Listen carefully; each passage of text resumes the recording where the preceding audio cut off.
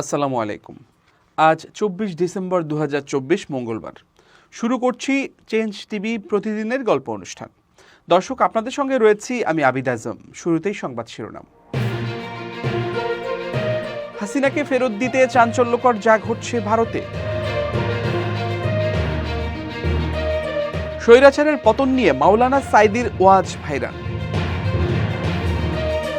হামাসের শীর্ষ নেতাকে হত্যার দায় স্বীকার করল ইসরায়েল। এবার বিস্তারিত। শিক্ষার্থী জনতার ব্যাপক আন্দোলনের মুখে গত ৫ আগস্ট বাংলাদেশ থেকে পালিয়ে ভারতে আশ্রয় নেন সাবেক প্রধানমন্ত্রী এবং আওয়ামী লীগের সভানেত্রী শেখ হাসিনা। তাকে ফেরত দিতে ইতোমধ্যে নয়াদিল্লিকে চিঠি দিয়েছে ঢাকা। নয়াদিল্লি সেই চিঠির প্রাপ্তি স্বীকারও করেছে।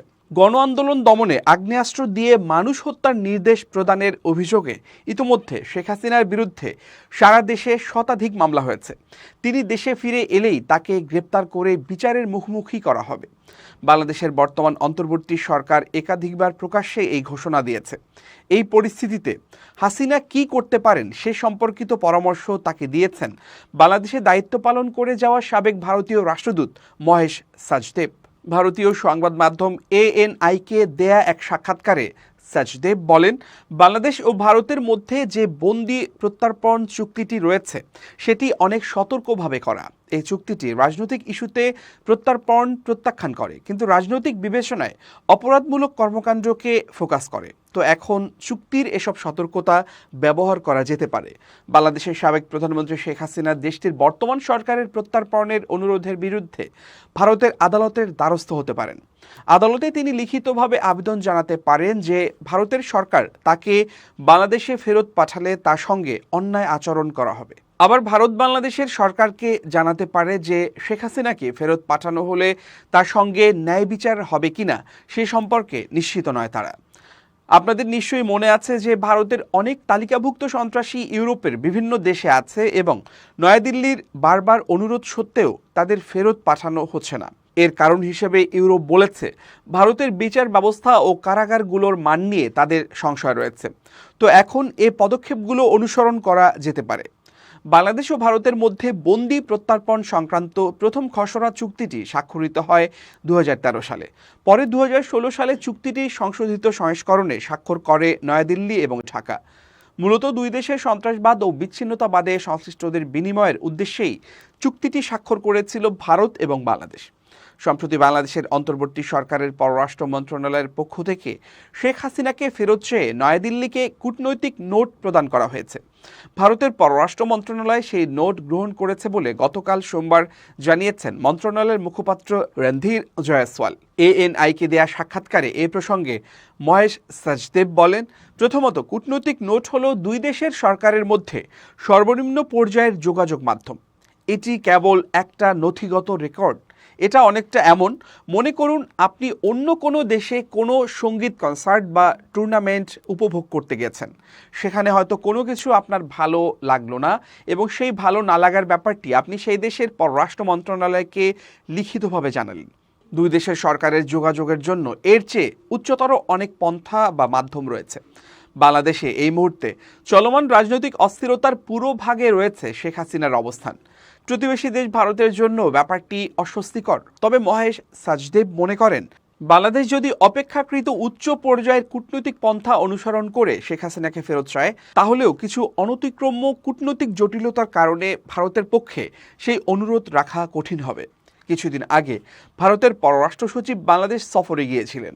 আমার ধারণা তার সেই সফরে এই ব্যাপারগুলো আলোচনা হয়েছে। তারপরও আমি বলছি, বাংলাদেশ যে শেখ হাসিনাকে ফেরত চাইছে এটা তো নতুন নয়। গত আগস্টে বাংলাদেশের সরকার পতন এবং নতুন সরকার গঠনের পর থেকে দুদেশের মধ্যেই ব্যাপারটি নিয়ে আলোচনা হচ্ছে। এখানে যে ব্যাপারটি লক্ষণীয় তা হলো শেখ হাসিনার ভারতে আসার অনুমতি দিয়েছিল বাংলাদেশের তৎকালীন সরকারের পক্ষ থেকে, অর্থাৎ দুই দেশের সরকারের মধ্যে আলোচনার ভিত্তিতে তিনি এসেছিলেন। আমার মনে হয় যে বাংলাদেশের সরকারে বর্তমানে এমন কিছু মানুষ রয়েছেন যারা তাদের হৃদয়ের কথা শুনতে ইচ্ছুক নন, কারণ তারা খুব ভালো করেই জানেন যে হাসিনা এই মুহূর্তে বাংলাদেশে গেলে সেখানে চরম অরাজকতা শুরু হবে। সাবেক এই ভারতীয় রাষ্ট্রদূত ANI-কে বলেন, আমার মনে হয় তিনি রাজনৈতিক আশ্রয় চাইবেন। যদি তিনি আশ্রয় চেয়ে আবেদন করেন, সেক্ষেত্রে রাজনৈতিক বিবেচনায় এ ব্যাপারে সিদ্ধান্ত নেবে নয়াদিল্লি। আর এক্ষেত্রে কোনো নির্দিষ্ট নিয়ম নেই, অর্থাৎ কোনো নির্দিষ্ট সময়সীমার মধ্যে আবেদন করতে হবে এমন কোনো বাধ্যবাধকতা নেই, অন্তত আমি যদ্দূর জানি। আর একথা তো আমরা সবাই জানি যে তিনি যখন ঢাকা ছেড়ে এসেছিলেন সে সময় তাকে অস্থায়ী ভিত্তিতে আশ্রয় দিয়েছিল ভারত, কারণ তখন ধারণা করা হয়েছিল শিগগিরই ভারত থেকে অন্য কোনো দেশে তিনি চলে যাবেন। তিনি যুক্তরাষ্ট্র এবং যুক্তরাজ্যে আশ্রয় চেয়ে আবেদনও করেছিলেন, কিন্তু দুদেশই তার আবেদন প্রত্যাখ্যান করেছে। এ কারণেই তিনি এখানে রয়েছেন। মানবতাবিরোধী অপরাধের অভিযোগে গ্রেপ্তারি পরোয়ানাভুক্ত আসামি সাবেক প্রধানমন্ত্রী শেখ হাসিনাকে সরকার যদি ফেরত আনতে পারে তাহলে বিচারটা ভালোভাবে করা সম্ভব হবে বলে মন্তব্য করেছেন আন্তর্জাতিক অপরাধ ট্রাইব্যুনালের চিফ প্রসিকিউটর মোহাম্মদ তাজুল ইসলাম। মঙ্গলবার শেখ হাসিনাকে ফেরত পাঠাতে ভারতের কাছে সরকারের আনুষ্ঠানিক চিঠি পাঠানোর বিষয়ে অভিমত জানতে চাইলে চিফ প্রসিকিউটর এ মন্তব্য করেন।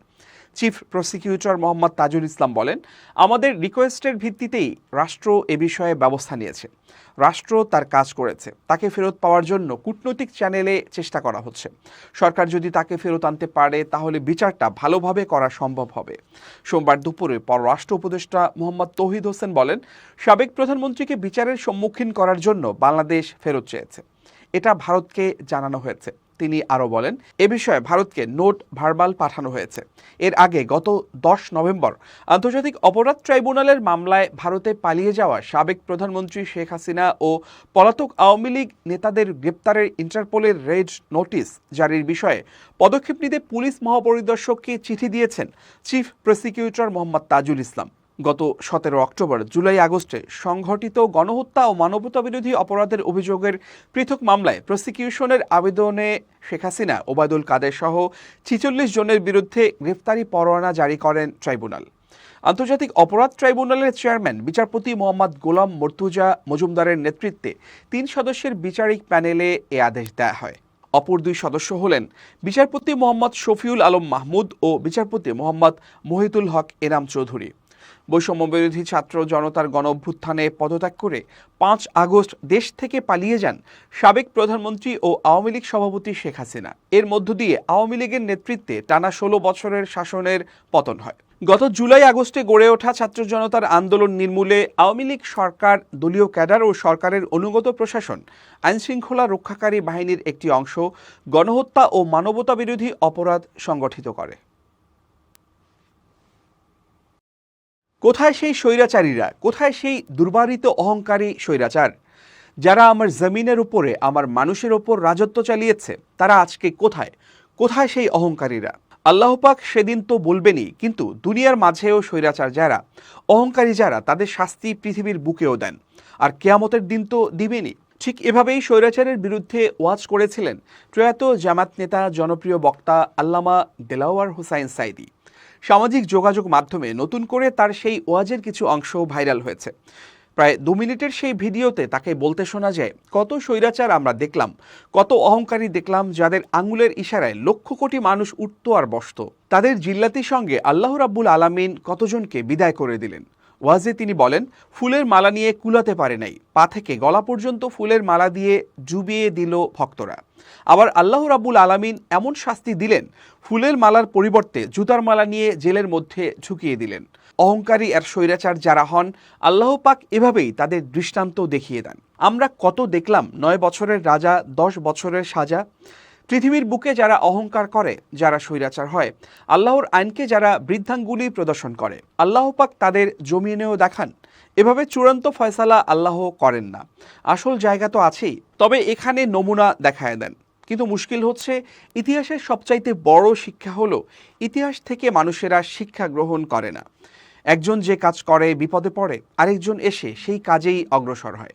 আল্লামা সাইদির এমন ওয়াজ নিয়ে মন্তব্য করেছেন হাজার হাজার ফেসবুক ব্যবহারকারী। মোহাম্মদ রেদওয়ান হোসাইন নামের একজন লেখেন, কথাগুলি 100 ভাগ সঠিক বলে গিয়েছেন হুজুর। মাসুদ রানা নামের একজন লিখেছেন, এমন একজন আলেম, এমন একজন মুসলিম জাতির পথপ্রদর্শক আগামী 100 বছরে সৃষ্টি হবে না। এমডি শাহিন লেখেন, স্বৈরাচার ভারতে পালিয়ে গেছে। আর রাকিব খান নামের একজন লেখেন, আল্লাহ তুমি কুরআনের পাখিকে জান্নাতুল ফেরদৌস নসিব করো, আমিন।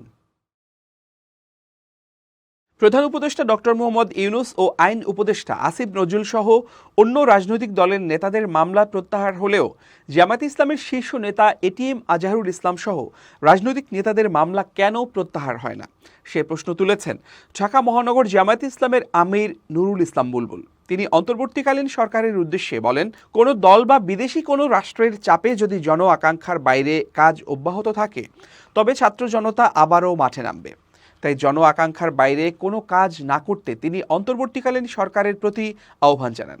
ঢাকা মহানগর দক্ষিণের ওয়ারী থানা জামায়াতে ইসলামের কর্মী সম্মেলনে প্রধান অতিথির বক্তব্যে তিনি এ প্রশ্ন রাখেন। আওয়ামী লীগ সহ তাদের সহযোগী সব দল ও সংগঠন নিষিদ্ধ করতে হবে দাবি জানিয়ে নুরুল ইসলাম বুলবুল বলেন, শুধু ছাত্রলীগকে নিষিদ্ধ ঘোষিত সন্ত্রাসী সংগঠন নয়, আওয়ামী লীগ, যুবলীগ, স্বেচ্ছাসেবক লীগ, বঙ্গবন্ধু পরিষদ সহ আওয়ামী লীগের সহযোগী সব দল ও সংগঠনকে গণহত্যার দায়ে নিষিদ্ধ ঘোষিত সন্ত্রাসী সংগঠন হিসেবে ঘোষণা দিতে হবে। তিনি বলেন, জামায়াত ইসলামের শীর্ষ নেতাদেরকে মানবতাবিরোধী অপরাধের মিথ্যা অভিযোগে বিচারিক হত্যা করার মাধ্যমে ওই ট্রাইব্যুনালের আওয়ামী দলীয় বিচারক, প্রসিকিউটর ও সাক্ষীরা মানবতাবিরোধী অপরাধ করেছে। তাদের সবাইকে গ্রেপ্তার করে বিচারের আওতায় আনতে হবে। রাষ্ট্রের সব প্রতিষ্ঠান থেকে আওয়ামী লীগের দোষরদের চিহ্নিত করে বিচারের মুখোমুখি করতে হবে। গাজীপুরের টঙ্গীতে বিশ্ব ইজতেমা মাঠে রাতের অন্ধকারে হামলায় জুবায়েরপন্থীর ৩ মুসল্লি নিহত ও ৪ শতাধিক আহতের ঘটনায় দায়ের হওয়া মামলায় জড়িতদের গ্রেপ্তার ও সাতপন্থীদের নিষিদ্ধের দাবিতে কাকরাইল এলাকায় অনির্দিষ্টকালের অবস্থান কর্মসূচি ঘোষণা করেছে তাবলিগ জামাতের শুরায়ে নিজামী। মঙ্গলবার দুপুরে কাকরাইল মসজিদে আয়োজিত এক সংবাদ সম্মেলনে এ কর্মসূচি ঘোষণা করেন তাবলিগ জামাতের আলেম ও উত্তরা জামিয়াতুল মানহালের প্রিন্সিপাল রেফায়েতুল্লাহ আজহারি। তিনি বলেন, কাকরাইল, মার্কাজ ও টঙ্গী ইজতেমার মাঠসহ তাবলিগের সব কার্যক্রম শুরায়ে নিজামীর অধীনে পরিচালিত হওয়া নিশ্চিত করতে হবে। এসব দাবি বাস্তবায়নে আগামী বৃহস্পতিবার সকাল থেকে অনির্দিষ্টকালের জন্য কাকরাইল ও তার আশপাশের এলাকায় অবস্থান কর্মসূচি পালন করা হবে। এই কর্মসূচি শান্তিপূর্ণভাবে আয়োজন করা হবে। তিনি বলেন, ২০১৮ সালের ১ ডিসেম্বর সাতপন্থীরা একই কায়দায় একতরফা আক্রমণ চালিয়ে প্রায় ৫,০০০-এর মতো তাবলিগ জামাতের সাথী ও ছাত্র শিক্ষকদের রক্তাক্ত করেন। এতেই প্রমাণিত হয় যে সাতপন্থীরা তাবলিগই নয়, বরং তারা সন্ত্রাসী চরমপন্থী বাহিনী, যারা গত ১৭ ডিসেম্বর দিবাগত রাতে হত্যাযজ্ঞ চালিয়েছিল। তাদের মূল হোতাসহ অনেকের নামে মামলা হয়েছে, কিন্তু আসামিদের গ্রেপ্তার করে আইনের আওতায় আনার ব্যাপারে দৃশ্যমান কোনো অগ্রগতি দেখা যাচ্ছে না। দুঃখের সঙ্গে আরও বলতে হয়, ১৭ তারিখের কাল রাতে টঙ্গীর মাঠের দায়িত্বে থাকা আইন শৃঙ্খলা বাহিনীর ভূমিকাও প্রশ্নবিদ্ধ ছিল। অবস্থার দৃষ্টিতে মনে হচ্ছে ফ্যাসিস্ট আওয়ামী লীগ সরকার ও তাদের দোসররা যোগসাজশ করে সাতপন্থীদের মাধ্যমে দেশকে অস্থিতিশীল করার একটি নীল নকশা করেছিল। তাদের এই নীল নকশা বাস্তবায়নে পার্শ্ববর্তী একটি দেশ ও ইসরায়েলের প্রত্যক্ষ মদদ রয়েছে। এবার খুব জরুরি ১ মিনিট জানাচ্ছেন ইউনেস্কো ক্লাব পুরস্কার বিজয়ী সাংবাদিক আমিরুল মোমিনিন মানিক। খুব জরুরি ১ মিনিটে প্রত্যেককে আমন্ত্রণ। 16430 এই নাম্বারটি আজ থেকে সংরক্ষণে রাখুন। যে কোনো সময়ে যে কোনো আইনি সহায়তার জন্য 16430 এই নাম্বারে ফোন দিলে আপনি সহায়তা পেতে পারেন। সরকারের আইন বিভাগ কর্তৃক এই সেবাটি চালু আছে। অনেক সময় দেখা যায় যে রাস্তাঘাটে, অফিস আদালতে আমরা বিপত্তির মুখে পড়ি। আইন আমার পক্ষে থাকার পরও আমি প্রতিকার পাই না, অথবা দীর্ঘদিন ধরে কোনো একটি সমস্যায় ভুগছি, আমার আইনি প্রতিকার প্রয়োজন, তখন আপনি এই নাম্বারে ফোন করে প্রতিকার পেতে পারেন। প্রিয় বন্ধুরা, অন্যদিকে যারা টাকার অভাবে মামলা করতে পারেন না, তারাও এই নাম্বারে ফোন করে অর্থনৈতিক সহযোগিতা পেতে পারেন। সবাই ভালো থাকবেন, শুভেচ্ছা নিরন্তর। এবার দেশের বাইরের প্রসঙ্গ। ইসরায়েলের প্রতিরক্ষা মন্ত্রী ইসরায়েল কাটজ প্রথমবারের মতো প্রকাশ্যে স্বীকার করেছেন দেশটির বাহিনী গত জুলাইয়ে ইরানে হামাস নেতা ইসমাইল হানিয়াকে হত্যা করেছে। গাজায় ইসরায়েলের যুদ্ধ এবং লেবাননে সংঘাতের কারণে তেহরান ও তার চিরশত্রু ইসরায়েলের মধ্যে উত্তেজনা চরম পর্যায়ে পৌঁছেছে। কাটজ বলেছেন, যখন হুতি সন্ত্রাসী সংগঠন ইসরায়েলে ক্ষেপণাস্ত্র নিক্ষেপ করেছে, আমি তাদের কাছে একটি স্পষ্ট বার্তা দিতে চাই। আমরা হামাসকে পরাজিত করেছি, আমরা হিজবুল্লাহকে পরাজিত করেছি, আমরা ইরানের প্রতিরক্ষা ব্যবস্থাকে ক্ষতিগ্রস্ত করেছি, আমরা সিরিয়ায় আসাদ সরকারকে পতন করেছি। এবার ইয়েমেনের হুতি বিদ্রোহীদের কড়া জবাব দেব আমরা। মঙ্গলবার এক বিবৃতিতে কার্জ বলেন, হুতি বিদ্রোহীদের নেতৃত্বকে ছিন্ন ভিন্ন করব, ঠিক সেভাবে যেভাবে আমরা হানিয়ে সিনওয়ার, হাসান নাসরুল্লাহকে তেহরান, গাজা ও লেবাননে হত্যা করেছি। ইয়েমেনের হোদেদা ও সানাতেই এমনটাই ঘটবে। এরপর চরম হুঁশিয়ারি দিয়ে ইসরায়েলের প্রতিরক্ষা মন্ত্রী জানান, ইসরায়েলের বিরুদ্ধে যে অশুভ শক্তি মাথাচাড়া দিয়ে উঠবে তার মাথা কেটে নেওয়া হবে। ইসরায়েলি সেনার নজর থেকে ওরা রেহাই পাবে না, নিজেদের কৃতকর্মের ফল ভুগতে হবে ওদের। ইয়েমেনের ইরান সমর্থিত গোষ্ঠীটি ইসরায়েলের ওপর একটি নৌ অবরোধ কার্যকর করার চেষ্টায় 1 বছরেরও বেশি সময় ধরে লোহিত সাগরে বাণিজ্যিক জাহাজে হামলা চালিয়ে আসছে। গাজায় ইসরায়েলের বছরব্যাপী যুদ্ধে ফিলিস্তিনিদের সঙ্গে সংহতি প্রকাশ করেছে তারা। জুলাইয়ের শেষের দিকে তেহরানে ফিলিস্তিনি ইসলামপন্থী দল হামাসের রাজনৈতিক নেতাকে হত্যা করা হয়।